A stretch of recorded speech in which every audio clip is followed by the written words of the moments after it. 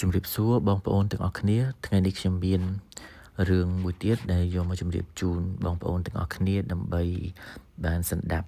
ក៏ដូចជាដឹងជាព័ត៌មានសម្រាប់ព័ត៌មានថ្ងៃនេះគឺតាក់ទងទៅនឹងរដ្ឋធានី Santo Domingo អភិបាលខេត្តតារាល្បីៗអត្តពលិកនិងឥស្សរជននានាត្រូវបានខ្សែជីវិតក្រោយដំបូលក្លឹបរាត្រីបាក់សង្កត់ពីលើនៅឯសាធារណរដ្ឋ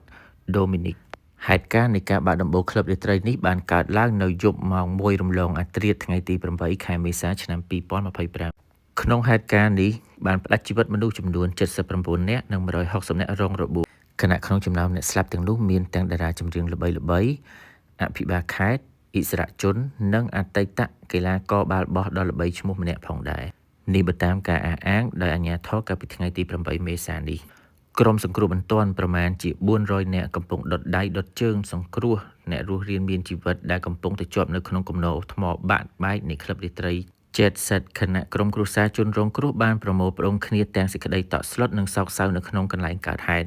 ជុំវិញហេតុការណ៍នេះអ្នកនាំពាក្យប្រធានាធិបតីសាធារណរដ្ឋដូមីនីកលោក Homero Figueiro បានអះអាងនៅក្នុងសេចក្តីថ្លែងការណ៍មួយថាក្រុមសង្គ្រោះបន្ទាន់បានព្យាយាមយ៉ាងសស្រាក់សស្រាំដើម្បីបង្កើនល្បឿននៃការប្រតិបត្តិការជួយសង្គ្រោះទោះជាយ៉ាងណាក្តីប្រធានមជ្ឈមណ្ឌលប្រតិបត្តិការសង្គ្រោះបន្ទាន់របស់សាធារណរដ្ឋដូមីនីកបានអះអាងកាលពីថ្ងៃអង្គារទី8មេសាថាចំនួនមនុស្សពិតប្រាកដនៅក្នុងក្លឹបនោះនៅតែមិនទាន់ដឹងច្បាស់លាស់នៅឡើយទេខណៈក្តីបារម្ភនៃចំនួនអ្នកស្លាប់អាចនឹងកើនឡើងគួរជម្រាបផងដែរថាក្នុងហេតុការណ៍សោកនាដកម្មនេះបានផ្តាច់ជីវិតតារាចម្រៀងរបស់សាធារណរដ្ឋដូមីនីកដ៏មានប្រជាប្រិយភាពម្នាក់ឈ្មោះ Robbie Perey ក្នុងចំណោមជនរងគ្រោះទាំងនោះរួមមាន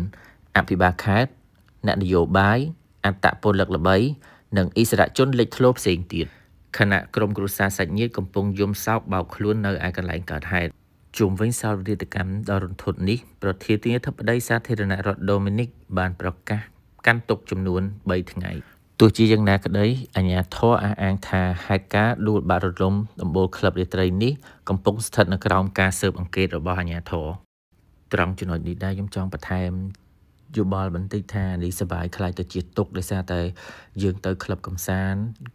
អញ្ចឹងយើងមានផឹកគ្រឿងស្វឹងយើងមានផឹកអីដូច្នេះហើយនៅពេលដែលមានហេតុការណ៍អីកើតឡើងយើងអត់ដឹងថាហេតុការណ៍នឹងមិនដោយសារតែយើងមានជាតិស្វឹងនៅក្នុងខ្លួនអញ្ចឹងនៅពេលដែលបងប្អូនទាំងអស់គ្នាអញ្ជើញទៅលេងកន្លែងណាឬក៏ក្លឹបកំសាន្តកន្លែងណាហើយមានពិសាគ្រឿងស្វឹងសូម